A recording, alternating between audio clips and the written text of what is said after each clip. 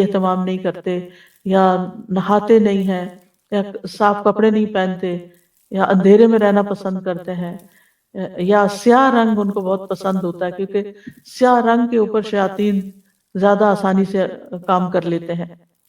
پہلے بھی حدیث میں نے آپ کو سنائی تھی کہ جب انسان سو کر اٹھے تو اپنے ناک کو خوب جھاڑے، کیونکہ شیطان جو ہے ناک کے بانسے پر رات گزارتے ہیں۔ تو صبح شام کے اذکار کی پابندی کریں، سونے جاگنے کے اذکار کی پابندی، وہ بھی حفاظت کے لیے بہت ضروری ہے۔ بیت الخلاء میں جاتے ہوئے دعا پڑھیں، ہر کام سے پہلے بسم اللہ پڑھیں، کیونکہ جس کام میں بسم اللہ ہو جاتی ہے تو وہ شیطان وہاں سے نکلتا جاتا ہے، وہ اس میں داخل نہیں ہو سکتا، شامل نہیں ہو سکتا۔ جیسے انسان اپنے گھر میں داخل ہوتا ہے تو بسم اللہ پڑھ کے دروازہ کھولے، کھانا کھانے لگتا ہے تو بسم اللہ پڑھ کر کھائے، اور اسی طرح لائٹ آف کر رہا ہے، لائٹ آن کر رہا ہے، کوئی چیز اٹھا رہا ہے، رکھ رہا ہے، تو بسم اللہ کو تکیہ کلام بنا لینا چاہیے ایک طرح سے، لباس اتارتے وقت۔ اور پھر اسی طرح دائیں ہاتھ سے کھانا اور پینا چاہیے، کیونکہ شیطان بائیں ہاتھ سے کھاتا ہے، تو اگر بائیں ہاتھ سے آپ کھاتے ہیں تو شیطان بیچ میں شریک ہو جاتا ہے اور اس کو اپنا عمل کرنے کا موقع مل جاتا ہے۔ پھر مغرب کے وقت بچوں کو خاص طور پہ گھر سے باہر نہیں نکالنا چاہیے، کیونکہ مغرب کے قریب شیطان جنات جو ہیں وہ زمین پر پھیل جاتے ہیں اور اچکتے پھرتے ہیں۔ اب اس کا علاج کیسے کرنا چاہیے؟ سب سے پہلے یہ ہے کہ انسان قرآن سے علاج کرے، قرآن شفا ہے، نافع علاج ہے۔ قل هو للذین آمنوا ھدی وشفاء، کہہ دیجئے یہ ان لوگوں کے لیے جو ایمان لائے ہدایت اور شفا ہے۔ وَنُنَزِّلُ مِنَ الْقُرْآنِ مَا هُوَ شِفَاءٌ وَرَحْمَةٌ لِّلْمُؤْمِنِينَ وَلَا يَزِيدُ الظَّالِمِينَ إِلَّا خَسَارًا، ہم قرآن میں جو کچھ نازل کرتے ہیں وہ مومنوں کے لیے تو شفا اور رحمت ہے، مگر ظالموں کے خسارے میں ہی اضافہ ہوتا ہے۔ حضرت عائشہ سے مروی ہے کہ رسول اللہ صلی اللہ علیہ وسلم ایک مرتبہ ان کے پاس تشریف لائے تو دیکھا ایک عورت حضرت عائشہ کا علاج کر رہی ہے، بیمار جو تھی یا ان کو دم کر رہی ہے، تو آپ نے فرمایا کتاب اللہ کے ساتھ اس کا علاج کرو۔ آپ کو معلوم ہے کہ اس زمانے میں مدینہ میں کوئی حکیم، کوئی ڈاکٹر کچھ بھی نہیں تھا، وہ لوگ عام طور پہ بیمار نہیں ہوتے تھے۔ تو ایک حکیم کو پتہ چلا کہ اس علاقے میں کوئی حکیم نہیں، تو وہ آ گیا کہ میں یہاں رہ کر لوگوں کا علاج کروں گا۔ 6 مہینے گزر گئے، اس کے پاس کوئی بھی نہیں آیا، کہ کوئی بیمار نہیں پڑا۔ تو آخر اس نے راز پوچھا کہ کیا وجہ ہے؟ اس نے کہا کہ اس وقت تک ہم نہیں کھاتے جب تک بھوک نہیں لگتی، اور جب بھی بھوک باقی ہوتی ہے تو کھانا چھوڑ دیتے ہیں۔ بہرحال اگر چھوٹی موٹی کوئی تکلیف ہوتی بھی تھی تو دم وغیرہ کر لیتے تھے لوگ، قرآن پڑھ لیتے تھے، قرآن وہ جو مسنون دعائیں ہیں وہ پڑھ لیا کرتے تھے، علاج ہو جاتا تھا۔ تو آپ صلی اللہ علیہ وسلم نے فرمایا کہ کتاب اللہ کے ساتھ اس کا علاج کرو، یعنی قرآن میں سے پڑھ کر اس پہ دم کرو۔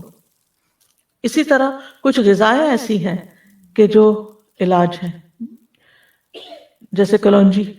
آپ نے فرمایا کلونجی کے دانوں میں موت کے علاوہ ہر بیماری کا علاج ہے، یعنی اس تیل پر دم کر کے انسان مریض کے متاثرہ حصے جو ہیں ان پر لگا سکتا ہے، مساج کر سکتا ہے، اور کلونجی کے دانوں پہ دم کر کے وہ پھر مریض کو کھلانا بھی چاہیے۔ اسی طرح شہد، یعنی صبح شام 1 چمچ شہد جو ہے اگر انسان کھائے نہار منہ، اور پھر اس کے بعد کچھ نہ کھائے کم از کم آدھا گھنٹہ، تو اس سے بھی جسم کے اندر سے زہریلے مادے نکلتے ہیں۔ قرآن میں آتا ہے یخرج من بطونها شراب مختلف الوانہ فیہ شفاء للناس، یہ اللہ تعالیٰ کا حکم ہے کہ شہد میں شفا ہے، ہاں خالص ہونا چاہیے۔ آپ صلی اللہ علیہ وسلم نے فرمایا شفا 3 چیزوں میں، پچھنا لگوانے میں، شہد پینے میں، اور آگ سے داغنے میں، اور میں اپنی امت کو آگ سے داغنے سے منع کرتا ہوں۔ اب شہد چاہے را پی لیں یا اس کو پانی میں ملا کے پی لیں، اس پہ بھی آپ دم کر کے رکھ سکتے ہیں اور اس کو بھی استعمال کر سکتے ہیں۔ آپ صلی اللہ علیہ وسلم نے فرمایا شفا تو صرف 2 چیزوں میں ہے، شہد لوگوں کے لیے شفا ہے اور قرآن دلوں کی شفا ہے۔ پھر آب زمزم، جس مقصد کے لیے اس کو پیا جائے تو اس سے شفا ہوتی ہے۔ اگر آپ کے پاس تھوڑا سا بھی آب زمزم ہو، کوئی حج سے آنے والا یا عمرے سے آنے والا آپ کے لیے لائے، تو آپ اس کو ضروری نہیں کہ ایک مرتبہ سارا پی جائیں، آپ اس کو دوسرے پانی میں تھوڑا تھوڑا ملا لیں، پورے پانی کا مزاج بدل جائے گا۔ حدیث میں آتا ہے کہ انہا مبارکتن انہا طعام طعم، کہ وہ بابرکت ہے اور کھانے والے کا کھانا بھی ہے۔ اور حدیث میں بھی آتا ہے کہ زمزم کا پانی اس مقصد کے لیے جس کے لیے وہ پیا جائے، اور اگر آپ وہاں جائیں اللہ کے گھر تو زمزم سے نہائیں. نیچے وہ جگہ بنی ہوتی تھی پہلے، اب مجھے نہیں معلوم، اور تو اس لوگ اپنے اوپر بھی بہاتے تھے. پیچھے جو صفا مروہ کی طرف سے جائے نا باہر نکل کے، تو وہاں باہر ٹیپس لگی ہوئی ہیں جہاں ڈائریکٹ زمزم آ رہا ہوتا ہے. بوٹل بھر کے لے آئیں اور اپنے اوپر تھوڑا تھوڑا تھوڑا کر کے سارا بہا لیں. اس کو دم کر کے بھی نہا سکتے ہیں، اس سے بھی بیماری جاتی ہے، اور صبح شام اس کو پیا جائے. پھر اسی طرح دم کیا ہوا پانی جو ہے ناک میں ڈالنا اور جھاڑنا، یعنی ڈال کے اس کو جھاڑا جائے، کیونکہ یہ جگہ شیاطین کے بیٹھنے کی ہو جاتی ہے. زیتون کا تیل استعمال کرنا، نبی صلی اللہ علیہ وسلم نے فرمایا زیتون کھاؤ اور اس کو لگاؤ، بے شک یہ مبارک درخت ہے. اچھا تو یہ ہے کہ شہد، زیتون کا تیل اور کلونجی کا تیل یا کلونجی کے دانے، ان کو انسان مکس کر کے رکھ لے، اور اس میں سے ½ ٹی اسپون یا 1 ٹی اسپون صبح شام لے سکتا ہے، یا ایک ٹائم لے سکتا ہے، کیونکہ ہر ایک کو ایک ڈوز نہیں چلتی. تو جو ان چیزوں کے ماہر ہوتے ہیں طب نبی کے، ان سے پوچھا جا سکتا، مشورہ کیا جا سکتا. لیکن آپ کیا کر سکتے ہیں کہ اس میں سے، یعنی یہ امیونٹی بڑھانے والی چیزیں، آپ اس میں سے پہلے تھوڑا لیں، آپ کو پچ گیا ہے پھر تھوڑا سا اور انکریز کر دیں، پھر تھوڑا سا اور کر دیں، پھر دیکھیں کہاں تک لمٹ ہے آپ کی. اس سے بھی انسان کے جسم کی بہت سی دردیں اور تکلیفیں جو ہیں وہ دور ہوتی ہیں. زیتون کا تیل صبح کے وقت پینا جو ہے یہ بھی بہت فائدے کا ہے. اور اب تو یہ بات بہت سننے میں آتی ہے نا کہ صبح سب سے پہلی چیز جو ہے، یا آپ کوکونٹ کا آئل لیں یا زیتون کا لیں یا کوئی بھی آئل لیں، کیونکہ وہ لیور کی کلینزنگ کرتا ہے. نبی صلی اللہ علیہ وسلم نے فرمایا زیتون کا تیل کھایا کرو. ڈائریکٹ بھی لے سکتے ہیں، اور اگر آپ مشکل ہے لینا تو آپ کسی چیز میں جیسے سیلیڈ وغیرہ میں ملا کے بھی کھا سکتے ہیں. فرمایا زیتون کا تیل کھایا کرو اور اس سے تیل لگایا کرو، وَدَّهِنُوا بِهِ، یعنی مساج وغیرہ کیا کرو، کیونکہ وہ بابرکت درخت ہے. تو جسم پر زیتون اور کلونجی کا تیل الگ الگ وقت پہ ملا جا سکتا ہے، دونوں کو مکس کر کے بھی ملا جا سکتا ہے. پھر اسی طرح تلبینہ کھانا، فرمایا تذهب ببعض الحزن، یہ کچھ غم بھی دور کر دیتا ہے. اجوا کھانا، 7 اجوا کھجوریں صبح کے وقت اگر کوئی کھائے تو اس سے بھی علاج ہوتا ہے. جس نے یہ کھجوریں کھا لی، نبی صلی اللہ علیہ وسلم نے فرمایا اسے زہر اور جادو کوئی نقصان نہیں دے گا. چونکہ اجوا ایک مہنگی کھجور ہے، تو اگر نہ میسر ہو تو کوئی بھی کھجور شفا کی نیت سے کھائی جا سکتی ہے. پھر سنا مکی، صبح شام اس کو سنوت بھی کہتے ہیں، اس کا ایک چھوٹا چمچہ کھانا، جیسے حدیث میں آتا ہے سنا مکی اور سنوت کو لازم پکڑو، کیونکہ اس میں ہر بیماری کا علاج ہے سوائے سام کے. فرمایا سام کیا؟